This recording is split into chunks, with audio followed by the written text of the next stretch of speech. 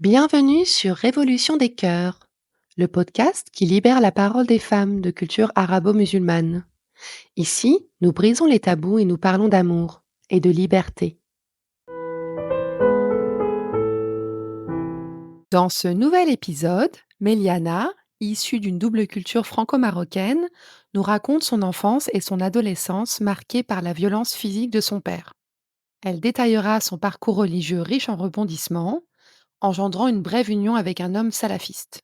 Méliana parvient à s'en sortir grâce à la littérature. Elle a d'ailleurs créé une chaîne YouTube pour partager son amour des livres. Je vous glisse le lien dans la description de l'épisode. Méliana insiste sur l'importance de la thérapie pour soigner ses traumatismes et sur l'importance de la culture pour combattre l'obscurantisme. Merci Méliana pour cette ode à la liberté. Un grand bravo et bonne écoute à tous.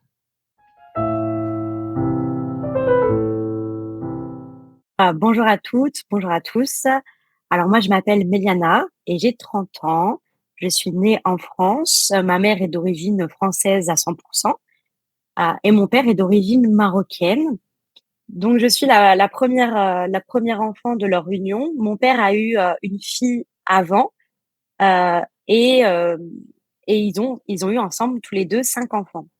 Le niveau de religiosité de mes parents, alors quand je suis née, mes parents étaient tous les deux musulmans.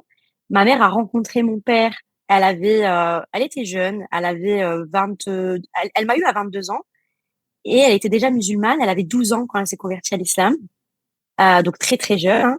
Et puis mon père était musulman, mais pas du tout pratiquant, moins que ma mère. Et mon père n'a jamais vraiment fait le ramadan et il se cachait au niveau de sa famille. Et il a toujours eu cette schizophrénie justement entre sa famille et qui il était vraiment, avec vraiment beaucoup de mal à l'accepter, vraiment beaucoup de mal à accepter qui il était. Et quand j'ai eu environ 8-9 ans, je me souviens plus exactement, mais à peu près à cet âge-là, les témoins de Jéhovah sont rentrés chez moi. Mon père les a fait rentrer, peut-être par curiosité au début. Et puis, donc c'était des témoins de Jéhovah d'origine maghrébine. Euh, et ils ont convaincu mon père. Et en fait, dans les témoins de Jéhovah, avant de se baptiser, il y a tout un processus. Donc, c'est étudier la Bible. Donc, mes parents ont étudié la Bible, ma mère aussi. Au début, ma mère ne voulait pas du tout entendre parler des témoins de Jéhovah. Et mon père, par exemple, a été le premier à manger du porc. Et ma mère, je me souviens, elle disait, moi, je ne mange pas ça, les enfants ne mangent pas ça. Parce que ma mère portait le turban. Ma mère était un peu plus religieuse que mon père. Et puis, progressivement, ma mère a été convaincue par mon père. Et donc, ils ont quitté la religion musulmane pour étudier la Bible avec les témoins de Jéhovah, mais ils n'ont jamais été jusqu'au baptême, je tiens à le préciser. Donc, pendant quelques années, on a suivi cette religion des témoins de Jéhovah, qui était assez différente quand même de la religion musulmane, parce que même si les témoins de Jéhovah restent une secte, euh, j'avais pas peur de Dieu quand j'étais à cet âge-là. On m'a pas élevé avec la peur de Dieu, on m'a plutôt élevé avec cette idée que Dieu est amour, cette idée que Dieu m'écoute tout le temps. Donc j'avais l'impression d'avoir un ami avec moi presque.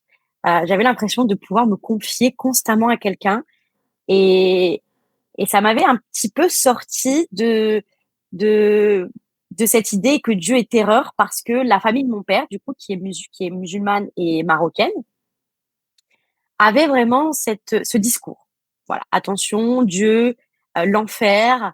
Et ma mère me disait toujours, quand j'étais enfant, de ne pas écouter mes tantes, de ne pas écouter ma famille, parce qu'ils allaient me raconter des discours où l'enfer euh, est vraiment excessivement violent. Donc, euh, ma mère me disait, n'écoute pas ces discours de violence, n'écoute pas ces discours. Et malgré tout, je les entendais quand même. Parce que même si j'essayais de pas les écouter, j'essayais d'écouter ma mère, je les entendais quand même. Donc, j'ai grandi avec cette ambivalence entre je suis témoin de Jéhovah, ma famille est témoin de Jéhovah, on allait à la salle parce qu'il y a des réunions de témoins de Jéhovah toutes les 2 fois par semaine. Surtout, c'était un secret de famille. Il fallait surtout pas le dire à la famille du côté de mon père. Et mon père était vraiment intransigeant là-dessus. Fallait faire semblant de dire Bismillah avant de manger. Fallait faire semblant d'être quelqu'un d'autre. Et moi, je ne comprenais pas ça parce que on m'a enseigné chez les témoins de Jéhovah d'accepter d'être témoin de Jéhovah, de le revendiquer. Pour eux, c'est très important de prédire la bonne nouvelle, par exemple. C'est pour ça que les témoins de Jéhovah vont de porte en porte. Et donc, moi, j'étais là avec ce discours d'un côté de prédire la bonne nouvelle des témoins de Jéhovah et de l'autre côté, faire semblant d'être musulmane, faire semblant de croire en ce Dieu auquel je ne croyais pas. Et moi, je croyais en un autre Dieu parce que j'étais vraiment très croyante de la religion témoin de Jéhovah. J'ai suivi mes parents. Et puis, euh, et puis c'était assez contradictoire, toute cette situation. Donc, j'ai grandi entre ces 2 religions et puis, progressivement, mon père est devenu de plus en plus violent, suite à la consommation d'alcool et je pense qu'il a commencé de moins en moins à croire à la religion des témoins de Jéhovah et donc, il s'est éloigné de tout ça et de plus en plus, il s'est réfugié dans l'alcool. Il avait un métier difficile, il était, gardien de prison. Donc, il avait un métier difficile et je pense qu'il avait aussi psychologiquement heu, tout ce poids, tout ce fardeau entre ces 2 vies et en fait, c'est un peu nous, moi et mes frères et sœurs qui prenaient et ma mère aussi. Et donc mon père a eu beaucoup de gestes violents et aujourd'hui, à l'heure actuelle, on se parle plus, hem et heureusement d'ailleurs. J'ai essayé de lui pardonner, j'ai essayé de voilà, mais bon, c'est pas grave et dans tous les cas, je ne peux pas faire le chemin des autres à leur place. Mais donc mon père a été violent suite à beaucoup de consommation d'alcool.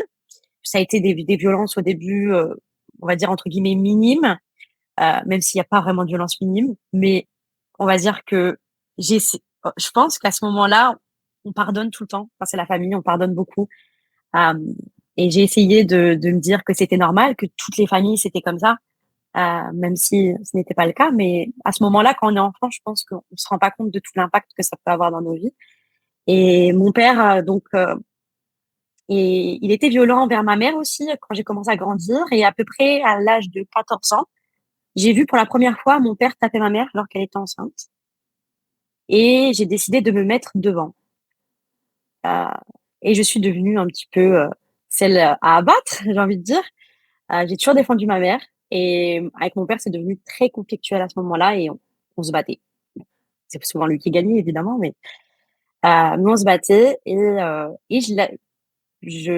ça partait en insultes, c'était très, très, très, très conflictuel et très difficile. Donc mon adolescence, c'était assez difficile, assez conflictuel et heu je me suis réfugiée dans pas mal de choses, des substances, sur la fête. Je me suis réfugiée très jeune, dans ces substances pour essayer d'oublier et puis, donc ça a eu un impact direct sur moi, mais je l'ai pas réalisé tout de suite. Et donc, je suis devenue rebelle, très rebelle envers mon père, très rebelle envers la vie, très rebelle envers les gens et j'étais assez violente aussi du coup. Parce que j'ai tous ces mécanismes de violence que mon père avait envers moi, je les ai reproduits. Donc envers d'autres personnes, à l'école, heu et même aussi envers moi-même. Donc j'ai reproduit toute cette violence-là en pensant qu'elle était normale et même en l'apprenant à mes frères et sœurs, qui est aussi désastreux. Parce que j'apprenais à mes frères et sœurs de à être violent, à être violent, parce que c'était ma normalité à moi. Donc à ce moment-là, il y avait pas vraiment de religion dans ma vie. À ce moment-là, l'impact de la religion n'était pas là. Mais suite à tout ça et suite à la peur, je pense, de la fête qui avait pris beaucoup d'impact dans ma vie, la peur de la vie, je pense que j'avais peur de la vie, quelque part et la peur de la violence de la vie surtout. Je me suis réfugiée dans la religion. Donc à 18 ans, je me convertis à l'islam. Une conversion, que j'ai faite, j'avais l'impression d'avoir trouvé la vérité, d'avoir, trouvé la réponse à toutes mes questions. À ce moment-là, hein, c'était libérateur et à ce moment-là, je voyais que le beau de la religion. Parce que malgré tout, il y a quand même du beau, heu et à ce moment-là, je voyais que le beau. J'étais focalisée que sur le beau et puis, j'ai pratiqué directement, hein, à partir du moment où je me suis convertie, j'ai fait mes 5 prières, j'ai fait mon jeûne. Dès ce moment-là, j'ai pratiqué le plus possible, heu et puis, 6 mois après, je rencontre mon ex-mari. Il est venu me parler, sur les réseaux sociaux, il m'a défendue face à un homme qui me disait que je portais mal le voile parce que je portais le turban. Au bout de 6 mois de pratique de l'islam, je décide de porter le turban. Donc c'est très tôt. Heu, mais je pense aussi que quand on se convertit à l'islam, on est tout de suite envahi par toute cette euphorie, par tout cet effet de groupe et cetera et donc je le porte très jeune, enfin très tôt et très jeune et très rapidement et puis heu, il me voit, je pense, comme une proie facile puisque, je suis jeune, je ne connais pas du tout l'islam. Ça fait 6 mois que je suis dans l'islam et il vient me parler, de la religion et progressivement, on apprend à se connaître et il me radicalise. Donc lui, il est salafiste. Il suit le courant, du wahhabisme d'Arabie Saoudite et donc c'est un islam très rigoriste où, la femme se couvre complètement, où la femme doit demander l'autorisation à son mari pour sortir. Il y a vraiment une, une inégalité des sexes, hein, puisque mon ex-mari pouvait sortir absolument comme il le voulait et il sortait comme ça lui chantait et j'ai été séquestrée en étant avec lui. Heu, il fermait la porte à clé et pour lui, c'était normal. Heu, Au début, il avait pas confiance en moi peut-être, c'est pour ça, je sais pas, mais voilà donc moi, j'étais enfermée dans cette maison, mais dans cet appartement. J'étais enfermée dans cet appartement, mais ce qui est bizarre, c'est qu'au début, j'avais l'impression d'être heureuse. C'est ça qui est bizarre. C'est que, dans cette prison dorée, heu, dans cet enfermement, j'avais l'impression d'avoir trouvé ma paix et c'est ce qu'on nous fait croire aussi constamment. Hem et puis, parce qu'on réfléchit plus. On ne réfléchit plus. On ne réfléchit plus, on n'a plus besoin de réfléchir. On n'a plus besoin, de réfléchir et puis il y avait aussi le côté où je m'auto-détruisais plus. J'étais plus violente et puis progressivement, hem je pense que dans tous les cas, j'ai quand même une curiosité qui a toujours besoin d'être rassasiée et j'ai commencé à me poser des questions. À me poser des questions sur l'islam, pourquoi cette différence entre les hommes et les femmes. Heu et puis j'avais aussi dans mon entourage donc mon ex-mari là avait un frère et il était marié avec une femme marocaine, qui venait du Maroc, qui est venue en France après son mariage avec lui et qui était chercheuse pour guérir les cancers. Donc une femme très, très intelligente, avec beaucoup de culture et qui, elle, ne portait pas du tout le voile, qui était vraiment une musulmane très laïque et lui aussi était un musulman laïque et même lui ne comprenait pas notre façon de vivre à nous. Parce que je ne lui serrais pas la main, et puis, j'étais, toujours de mon côté, j'essayais pas de communiquer avec lui, je ne rigolais pas en public. J'étais, ma mère même me disait toujours: «Ton rire me manque» parce que je ne riais plus en public. Alors que je suis quelqu'un de très expressif, je rigole tout le temps à gorge déployée et je ne riais plus en public, même à la maison, hein. Mais je me rendais pas compte, de tout le négatif, de toute la négativité. Je me rendais pas compte parce que moi, j'avais la foi. C'était Dieu. Dieu et je croyais tellement en Dieu et je croyais tellement en cette religion. C'est ça qui est dingue, c'est que j'y croyais. C'est que, j'y croyais tellement, dur comme fer, que j'étais focalisée par ça. Et puis, donc en parlant avec cette dame, hein, qui était mon ex-belle-sœur, elle me disait elle me faisait des compliments que mon ex-mari ne me faisait jamais. Quand elle me voyait sans mon voile, elle me disait: «Mais tu es tellement belle, mais et si tu pourquoi tu ne montres pas tes cheveux?» Et j'avais des très longs cheveux. Elle me disait: «Pourquoi tu ne montres pas tes cheveux, tu es tellement belle, tu es magnifique» et je me disais: «Mais mon ex-mari me le dit même pas». À ce moment-là, mon mari me le disait pas. Même pas un compliment sortait de sa bouche. C'était juste, j'étais juste son esclave sexuelle. Désolée du terme, hein, mais c'était totalement ça et son esclave à la maison parce que je lui préparais toujours tout ce qu'il voulait. J'étais vraiment à sa disposition, clairement. Et puis elle m'a aidée à réaliser. Elle était tellement gentille d'un côté et mon ex-mari qui l'a critiquée sans arrêt, qui disait toujours que c'était, «Ah mais cette femme-là, c'était le diable pour lui». Parce que son frère s'occupait de ses enfants pendant qu'elle allait boire un verre avec ses copines, par exemple. Pour lui, c'était le diable. Mais comment mon frère s'occupe de ses enfants pendant qu'elle est avec ses copines? Je suis sûre qu'elle est qu'un homme. Parce que on a toujours le vice dans sa tête quand on devient salafiste. On a toujours l'impression que les hommes ou les femmes, quand ils se parlent entre eux et qu'il y a cette mixité, c'est pour le mal. Parce qu'on dit que la troisième personne, quand il y a un homme et une femme ensemble, on dit que la troisième personne, c'est le diable. Donc, il y a toujours cette idée du mal. Parce que comme euh, on voit le mal partout, en fait, on en vient à voir le mal partout. Et même, par exemple, une fois, mon ex-mari m'avait demandé de récupérer quelque chose à son ami, et son ami est venu à l'appartement. Il a frappé à la porte, et moi, il m'a demandé de porter le niqab ce jour-là pour, euh, pour récupérer un truc. Et lui, il n'était pas là, donc j'ai porté le niqab, et nos yeux ne se sont même pas croisés, et j'avais l'impression qu'il y avait une tension sexuelle, alors que pas du tout. C'était, mais parce que mon cerveau pensait, heu, si je suis avec un homme, ça va être le mal. Et ça a été très dur à l'enlever de ma tête, hein. Ça a été très difficile. Donc toujours cette idée, j'avais toujours cette idée, même par exemple mon beau-père qui ma mère s'est remise avec quelqu'un après, il a toujours été là pour moi. Ça a été un homme extraordinaire dans ma vie. Je le considère, vraiment comme mon père aujourd'hui, mon père spirituel, et même lui, je portais le voile devant lui parce que alors qu'il m'avait vu enfant et cetera, parce que c'est un homme étranger. Et même lui, je ne lui faisais pas la bise, je ne lui serrais pas la main parce que on pense toujours que le diable est là. Le diable, le diable, le diable. Il y a eu, toutes ces choses-là qui m'ont fait réaliser que, bah, cette femme était gentille et tout, et je me suis dit, ah, j'ai l'impression d'être un peu trop fière dans cette religion, d'être un petit peu je me prends pour qui?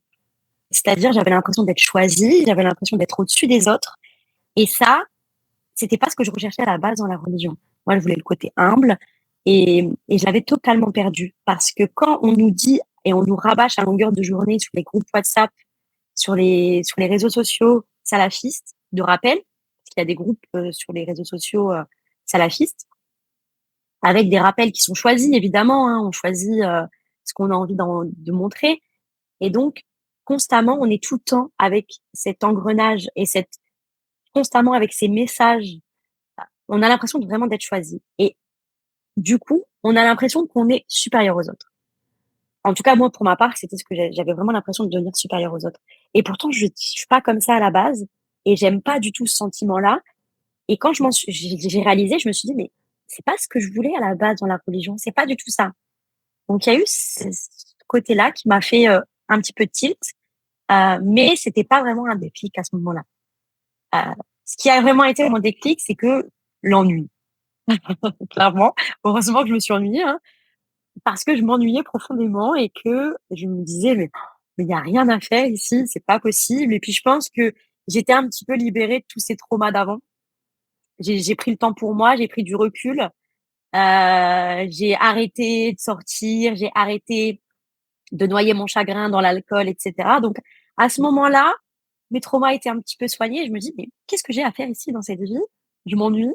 Alors même si j'apprenais la religion, même si j'essayais d'apprendre l'arabe, même si j'apprenais tout ça, il y avait cette quête quand même en moi où je me disais: «J'ai envie de m'intéresser à d'autres choses», et j'ai eu une amie qui était aussi salafia à l'époque, hein, qui était très jeune. Elle avait 16 ans quand elle est rentrée dans le salafisme, et on j'étais sur un groupe Telegram et j'ai trouvé son message en disant elle disait, elle demandait si des sœurs étaient disponibles pour se voir, des sœurs salafia, parce que c'était vraiment que des salafis entre eux, hein.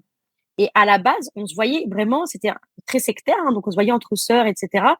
Mais il y avait pas vraiment de feeling entre nous. C'est juste, bon, ben, mon mari, il est ami avec son mari, donc on se voit, mais on est là, et il y a pas vraiment ce feeling, on est amis parce que on est juste dans le même groupe sectaire, c'est tout.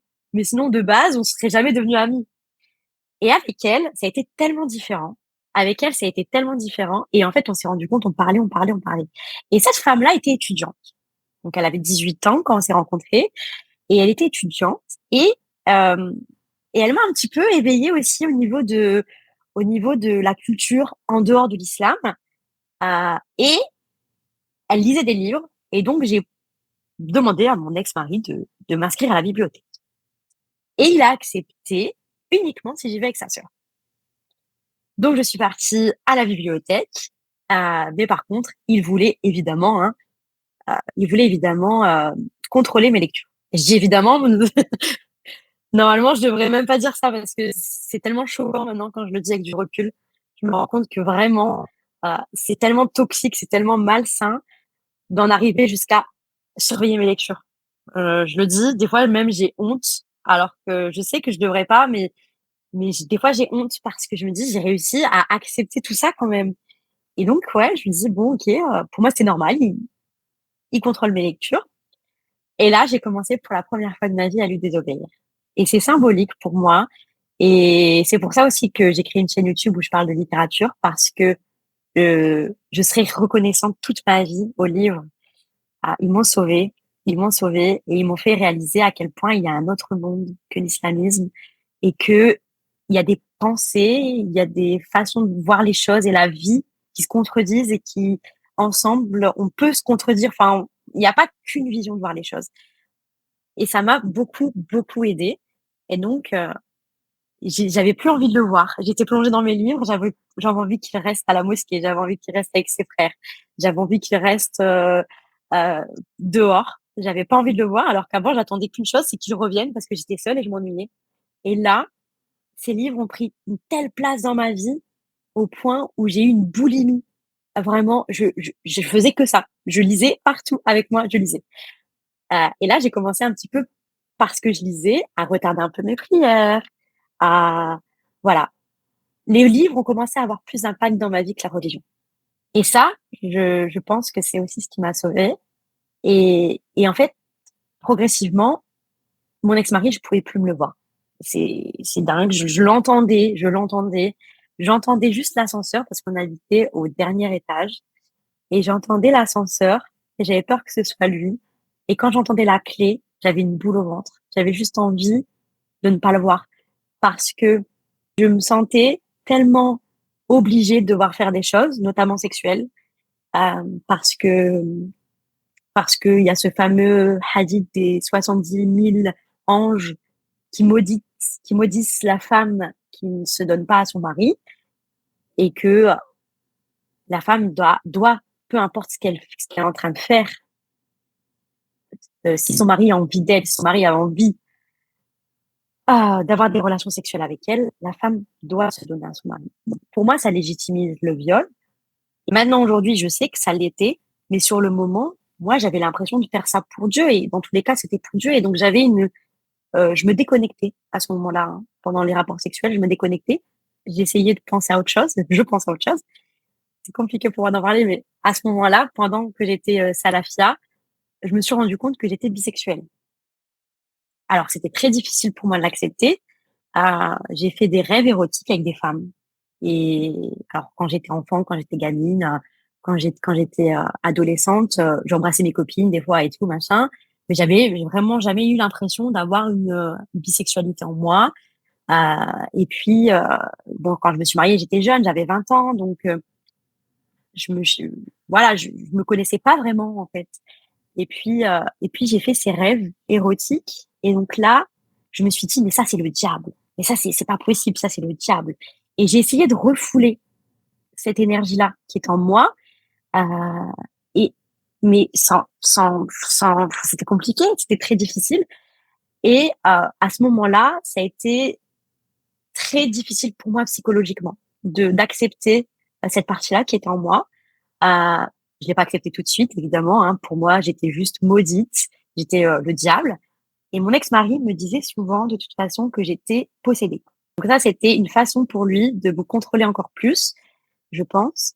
Et, euh, et du coup, il me disait, mais c'est normal, avec toute la vie que tu as eue, c'est normal que tu sois possédée, t'inquiète pas, c'est normal. Et puis je l'avais accepté. Donc j'avais l'impression que j'étais le mal. J'avais l'impression que c'était moi le mal, que j'étais maudite et que si je quittais la religion, c'est parce que j'étais maudite, parce que j'avais commencé à avoir vraiment des envies de quitter cette religion et, et de me libérer. Mais c'était vraiment, j'étais partagée entre toutes ces sensations, toutes ces émotions, parce que d'un côté, j'avais l'intime conviction que non, c'est les livres qui me libéraient, et d'un autre côté, ah mais non, en fait, peut-être qu'il a raison, peut-être que je suis le diable, peut-être que je suis vraiment possédée, et peut-être que si je quitte cette religion, je vais vraiment finir en enfer. parce que je serais apostat et les apostats, c'est perçu comme les pires. Donc j'avais toujours ce double discours dans ma tête qui arrêtait pas. Et puis finalement, j'ai décidé de suivre mon cœur. Je me suis dit: «Mon cœur, il a la raison» et je pense que c'est ce que j'ai fait de mieux. Dans tous les cas, j'étais plus heureuse avec lui et j'arrivais plus à vivre cette vie, où je m'ennuyais, où lui me considérait comme son esclave. Donc voilà, on s'est séparés. Donc il a prononcé le divorce, heu et je me rappelle, hein, quand j'étais avec lui, je lui disais que je voulais reprendre les études, et il me disait toujours, alors et il m'a dit: «Non», parce qu'il m'a dit que dans la religion, non, machin et il m'a dit: «Dans tous les cas, tu auras jamais ton bac. Tu l'auras jamais». Je me suis séparée, je l'ai eu, j'ai eu une licence aujourd'hui. J'ai commencé un master à la Sorbonne que j'ai pas apprécié, mais peut-être que je reprendrai mes études. Mais j'ai eu au moins une licence en littérature, histoire et droit que j'ai validée avec mention. Donc la preuve que j'ai réussi. J'ai réussi et au contraire aujourd'hui ma vie, c'est la littérature, c'est l'écriture, c'est la culture. Aujourd'hui ma curiosité, j'en fais une qualité parce que à lui, je lui posais des questions sur la religion. Je lui disais, mais pourquoi ça? Pourquoi ça? Arrête de poser des questions, t'es bête. Voilà ce qu'il me disait. Après, je me suis dit, mais non, quand on pose des questions, c'est qu'on est intelligent. Et aujourd'hui, il n'y a plus personne pour m'interdire de penser. Que ce soit la religion, que ce soit lui, que ce soit peu importe qui. Aujourd'hui, j'accepte qui je suis. Que ce soit ma bisexualité, que ce soit euh, mon apostasie, que ce soit ma façon de penser qui est parfois un petit peu euh, très libre, donc des fois je pense un peu à contre-courant, etc. J'accepte tout. Et aujourd'hui, je me rends compte à quel point, alors ce vécu qui est très difficile, parce qu'on parle quand même de violences sexuelles, on parle quand même de violences, il y a eu quand même des violences physiques aussi, il y a eu aussi des violences verbales, il y a eu des crachats à la figure, il y a eu vraiment tout un tas de violences, que ce soit de par mon père, que ce soit par cet homme. Mais aujourd'hui, grâce à une thérapie qui m'a été très, très utile, vraiment. J'ai fait un très grand travail sur moi grâce à une psychologue qui a été incroyable. On a eu vraiment une complicité vraiment incroyable. Vraiment, cette psychologue, je la remercierai jamais assez et je me remercierai jamais assez moi aussi parce que j'ai fait un travail aussi remarquable parce que ça a été dur. Vraiment, ça a été très, très dur et donc grâce à cette thérapie, j'ai accepté toutes ces parts de moi qui étaient là. Cette femme Heu, cette femme qui au début a été naïve, hein, quelque part parce que, j'étais dans cette naïveté de croire que le monde est beau, le monde est rose et cette désillusion. Il y a eu cette désillusion aussi, heu, qui aujourd'hui je nourris avec, la philosophie parce que la philosophie m'aide beaucoup quand même à avoir des pensées, très différentes, très diverses, très variées et ça m'aide beaucoup et vraiment l'émancipation passe par la culture, passe par la thérapie, vraiment. La thérapie, ça c'est un truc que je conseillerais à tout le monde. C'est pas un truc pour les fous, non, pas du tout. C'est vraiment, essentiel pour comprendre aussi les mécanismes de notre enfance, pour comprendre moi, j'ai compris que en mon ex-mari, quelque part, je cherchais un père. Il ressemblait beaucoup à mon père en plus, c'est ça le pire. C'est il avait les défauts de mon père, il avait tous les défauts de mon père, vraiment et il ressemblait excessivement à mon père et je cherchais en lui, voilà, mon père et aujourd'hui, comme je suis en phase avec tout ça, j'ai compris ces mécanismes-là et du coup, j'ai plus de culpabilité. Je me sens plus coupable d'avoir donné mon cœur à un homme qui ne méritait pas. Je me sens plus coupable d'avoir cru en cette religion, car au final, on a quand même beaucoup joué avec ma naïveté et avec, mon envie, d'un monde meilleur et d'un monde plus grand et d'un monde plus sain. Je pense que tout ce que j'ai fait, je l'ai fait avec le cœur et c'est pour ça que les femmes aujourd'hui, elles ont le droit de choisir et elles doivent accepter et je pense que c'est compliqué quand on vit avec cette double ces doubles discours avec, on a l'impression souvent de, bah, qu'on va aller en enfer, qu'on est des maudites, qu'on est le diable et en plus surtout dans l'islam, la femme est diabolisée aussi quand même, hein. La femme, c'est pas elle doit obéir à son mari, elle est sous tutelle presque, hein. Il y a elle a des marhams, donc il y a son père qui doit la marier, il y a ses frères qui sont elle est sous la responsabilité de ses frères, elle est sous la responsabilité de ses oncles. elle ne peut pas penser par elle-même et on va dire que c'est facile de tomber dans l'engrenage où je ne pense plus, comme je le disais tout à l'heure, j'avais l'impression d'avoir trouvé la paix. C'était facile pour moi parce que au moins on pense plus, on se confronte plus et c'est une sorte de facilité. Mais ça nous ronge au final. On s'en rend pas compte, mais ça nous ronge et ça nous empêche de notre liberté. Et en fait, on peut être tellement éclatante, on peut être tellement brillante, on peut être tellement tout ce qu'on veut, tout ce qu'on a envie. Et c'est pour ça que j'encourage toutes les femmes qui nous écoutent à devenir ce qu'elles ont envie d'être, à devenir deviens qui tu es, c'est Nietzsche qui dit ça. Et devenir qui on est, c'est devenir la meilleure version de nous-mêmes, d'accepter cette liberté, même si elle fait peur. Parce que là, en fait, la liberté, elle fait peur quand même. C'est ça le truc. Elle fait peur. Parce que des fois, on peut s'y perdre. Et moi, je m'y suis perdue dans les addictions, etc. Je m'y suis perdue. Donc, je sais ce que ça peut faire quand on s'y perd dans cette liberté. Et c'est peut-être pour ça que j'ai cherché un cadre dans ma vie. Mais la liberté, quand on la cultive et quand on prend vraiment le côté positif de cette liberté, parfois on peut se perdre, mais c'est pas grave si on revient. Tant pis. On peut se perdre. Si on revient, c'est le principal. Et c'est pas grave si on se perd parce que c'est la vie qui va nous apprendre. Et c'est pas, au moins on n'est pas enfermé, en fait. Et c'est normal qu'on va se perdre. C'est normal. C'est comme tout, un enfant, quand il apprend à marcher, il va tomber. Mais si on marche pas, on ne tombe pas. Et moi, j'avais décidé de ne plus vivre et, et d'être dans cette, être spectatrice de ma vie. Et au bout d'un moment, je me suis dit: «Mais non, la vie, elle vaut tellement la peine. La vie, elle vaut la peine de faire tellement de choses». Alors oui, j'ai connu des choses extrêmement difficiles, mais j'ai connu aussi des choses magnifiques. Et ça, je l'aurais jamais connu si j'étais restée dans cette religion avec mon ex-mari. J'aurais jamais connu les voyages que je fais aujourd'hui. J'aurais jamais connu les rencontres que j'ai pu avoir. J'aurais jamais rencontré l'amour sain que j'ai aujourd'hui parce qu'aujourd'hui, je vis dans une relation très saine qui me développe au quotidien. Et pourquoi? Parce que j'ai eu le courage de dire stop. Si cet épisode vous a plu, vous pouvez témoigner votre soutien au projet en vous abonnant au podcast, en laissant un commentaire et en mettant 5 étoiles si la plateforme que vous utilisez vous le permet. Pour encore plus de contenu, suivez le compte Révolution des cœurs sur Instagram. Ce projet vivra grâce à vous.